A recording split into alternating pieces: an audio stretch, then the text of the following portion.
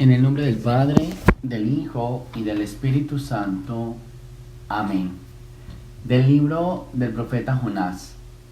Jonás se disgustó mucho de que Dios no hubiera castigado a los habitantes de Nínive, e irritado oró al Señor en estos términos: Señor, esto es lo que yo me temía cuando estaba en mi tierra, y por eso me di prisa a huir a Tarsis.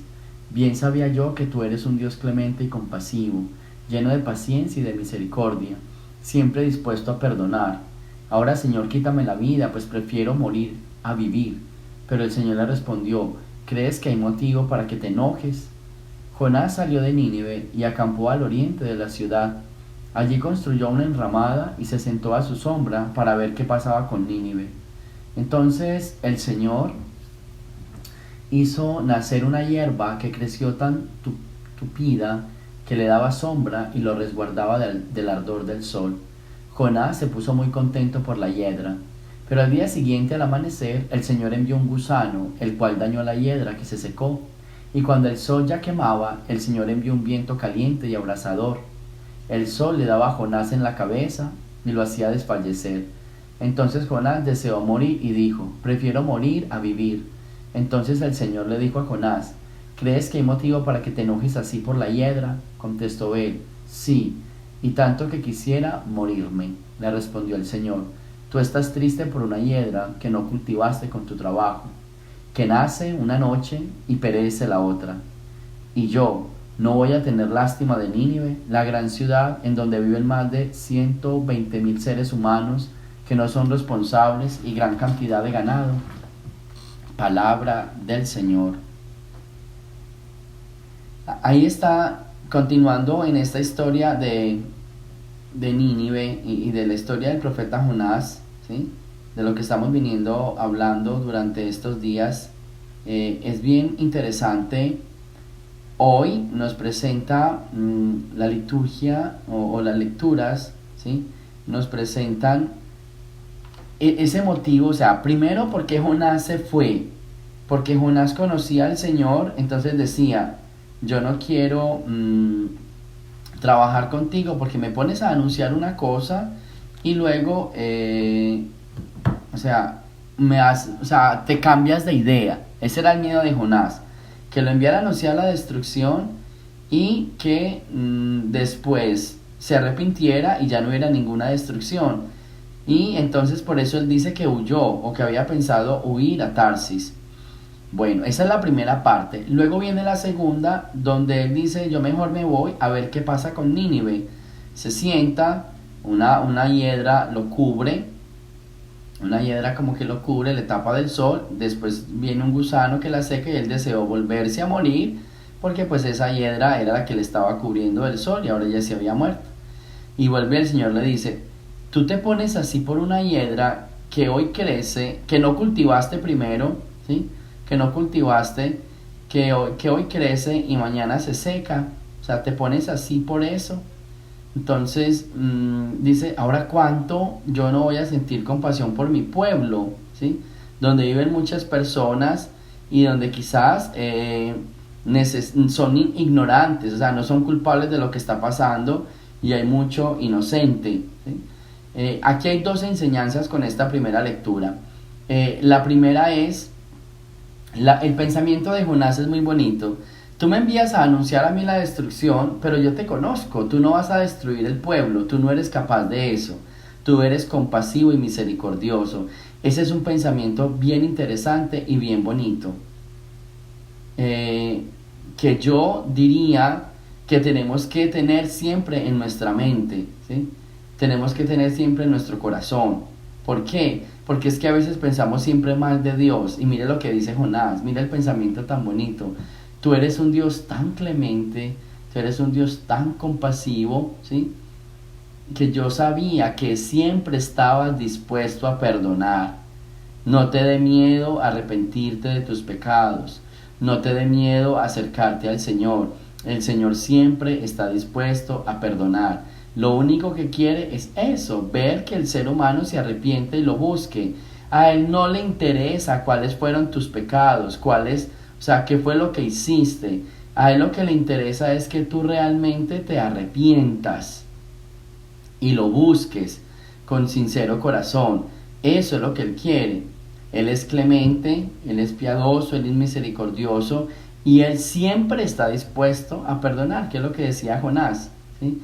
Y lo otro es, yo pienso que muchas veces en la vida nosotros sí hemos deseado como que el Señor acabe con los malos, ¿cierto? Hace poco decía eso. ¿Cuántas veces nosotros somos, ojalá el Señor, no sé, le mande algo a los malos, se acabe con todos los malos? O sea, ¿por qué lo pensamos de esa manera? No podemos pensar de esa manera. Primero, porque es que no sabemos quién es bueno y quién es malo a los ojos de Dios, ¿sí? No lo sabemos. Nosotros no podemos decir yo soy bueno a los ojos de Dios y este es malo a los ojos de Dios. Primero. Segundo, somos el pueblo de Dios y a Dios le duele sus hijos, ¿sí? Y por eso nos envía a nosotros, para que nosotros anunciemos esa salvación y para que nosotros realmente ayudemos a aquellos que no se acercan a Dios, pero que necesitan acercarse. Eso es como cuando en una familia está el hijo como el más querido, digámoslo así, pero quizás es el que más ayuda necesita. Entonces los hermanos se enojan, vea, pero es que este siempre es el protegido y siempre hay que ayudarle. Eso es que para eso es. Por eso es el protegido, porque quizás es el más débil y necesita que nosotros lo apoyemos. Por eso no nos cansemos de apoyarlos, no nos cansemos como de ayudarle a los demás, especialmente a los más necesitados. O sea, ¿cuál es el problema de ayudarle a los más necesitados? Si este es el punto para nosotros, eso es lo que el Señor nos ha llamado y para eso es que nosotros estamos. Entonces, no le huyamos del Señor. Y si realmente tú crees, ¿sí? Si realmente tú crees que el Señor es compasivo, misericordioso, que si realmente tú crees que el Señor está dispuesto a perdonar, entonces trabaja para Él, ¿sí? Y no pienses que es que Él va a destruir a los malos. Piensa simplemente que Él va a estar ahí con nosotros y que obviamente Él tiene misericordia con sus hijos, ¿sí? Independientemente sean buenos o malos, ¿sí? Independientemente sean buenos o malos, Él siempre va a estar ahí. Entonces, este es el punto bien interesante de la primera parte. Y lo segundo, un Jonás que se queda, que se sienta a ver la destrucción del pueblo, y esa parábola de la higuera es bien interesante. O sea, ¿por qué te pones mal por una higuera? Y yo no me voy a poner mal por un pueblo que yo lo eduqué, que yo lo crié, que yo soy su papá, ¿sí? Y que a mí me duele destruirlo. Siempre piensen en eso. ¿Ustedes creen que a Dios no le duele destruir a sus hijos? Yo creo que a Él le duele, es que son sus hijos. Independientemente sean malos, malísimos, re malos, pero son los hijos de Dios. ¿Cómo no le va a doler a un papá la destrucción de sus hijos? Entonces, vamos a seguir no orando para que se acaben los malos, o sea, para que se destruyan los malos, sino para que nosotros seamos anunciadores de la bondad y que las personas que no lo están haciendo también, pues nos escuchen y vuelvan al Señor. Ahora vamos a escuchar el Evangelio. Del Santo Evangelio según San Lucas. Un día Jesús estaba orando y cuando terminó uno de sus discípulos le dijo: Señor, enséñanos a orar como Juan enseñó a sus discípulos. Entonces Jesús les dijo: cuando oren, digan: Padre, santificado sea tu nombre, venga tu reino, danos hoy nuestro pan de cada día y perdona nuestras ofensas, puesto que también nosotros perdonamos a todo aquel que nos ofende. Y no nos dejes caer en la tentación y líbranos del mal. Amén. Palabra del Señor. Bien, yo digo que en todo este tema del Padre Nuestro, porque estamos en la oración del Padre Nuestro, la oración por excelencia, ¿sí? Porque nos la enseñó Jesús y porque obviamente nos dio, o sea, con esto nos enseñó muchísimas cosas, ¿sí? Nos enseñó muchísimas cosas, de manera especial nos enseñó a tener un contacto con el papá, nos enseñó a perdonar a aquel que nos ha ofendido y que nosotros también quizás en momentos nos ofendemos, y nos enseñó a clamar por el reino de Dios y por el pan de cada día. Cuando nosotros reflexionamos esta oración del Padre Nuestro, nos damos cuenta de esas peticiones que hay ahí. Primero, reconocemos que Dios es nuestro Padre y que es un Padre y que su nombre sea santo. Esa palabra de santificado sea tu nombre es como honrar padre y madre, ¿sí? Son personas bien importantes para mí, del cual yo tengo que santificar. Y por eso empezamos diciendo, Padre, santificado sea tu nombre. Y lo bonito que dices, Padre nuestro. Yo creo que es un día bien especial también para que te preguntes si tú sientes a Dios como tu Padre. Y aquí le voy a cambiar este punto. No solo lo sientes como tu Padre, tú te sientes hijo de ese Padre. Porque es que a veces, y esto va a conectarse con la primera lectura, entonces, queremos la destrucción del Padre, entonces no estamos conectados con el Padre. Quien realmente está conectado con el Padre no va a querer la destrucción de sus hermanos. El que realmente está conectado con el Padre lo que va a querer es la intercesión de los hermanos. ¿Sí ven? Eso es lo que va a querer, o sea, interceder para que les vaya bien. Cuando uno realmente ama al Padre y está conectado con Él, pues sin ninguna duda, pues está conectado también con los hijos, o sea, con nuestros hermanos. Por eso, Padre nuestro es mi Padre y yo me siento hijo, y si la relación es buena de padre e hijo, entonces yo me siento hermano de los demás. ¿Sí ven? Y entonces sigue el punto de santificado sea tu nombre, o sea, reconocer la grandeza de Dios en el mundo, ¿sí? Reconocer, eso se llama, yo lo voy a llamar obediencia.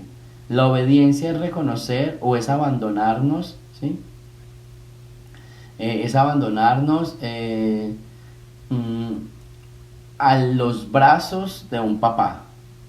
El hijo pequeño, el bebé o el niño que está pequeño, santifica el nombre de sus padres. ¿Por qué? Porque se abandona totalmente a ellos.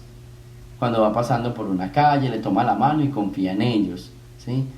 Quiere estar siempre con ellos. O sea, para el hijo, el papá es el héroe. Entonces, ese santificado sea tu nombre es yo te juro obediencia. Yo te juro, yo te prometo, yo me entrego, yo me despojo, ¿sí? Yo me despojo y te doy todo a ti.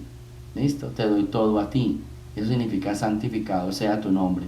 Venga tu reino, es todo ese reino celestial que se haga en medio de nosotros. Yo creo que lo más importante y lo que yo siempre digo, no hay nada más bonito que vivir en el paraíso. Y que podemos vivir en el paraíso desde aquí. Por eso siempre debemos desear, venga a nosotros tu reino. ¿Cuál es el reino de Dios? Es el reino de los cielos. Es lo que Él quiere para nosotros. Él quiere lo mejor para nosotros. Y ahí se le conecta, venga a nosotros tu reino, hágase tu voluntad. ¿Sí? ¿Qué significa la voluntad? Para poder que el reino de Dios se haga en nosotros, tenemos que hacer la voluntad del Padre. Y la voluntad es que todos los hijos se salven y lleguen al conocimiento de la verdad. Y la voluntad es que nosotros nos configuremos todos los días, cada vez más, para estar con el Padre Dios. ¿Listo? Eso es. Danos hoy nuestro pan de cada día. Yo considero, danos hoy nuestro pan de cada día, es la divina providencia. ¿Sí?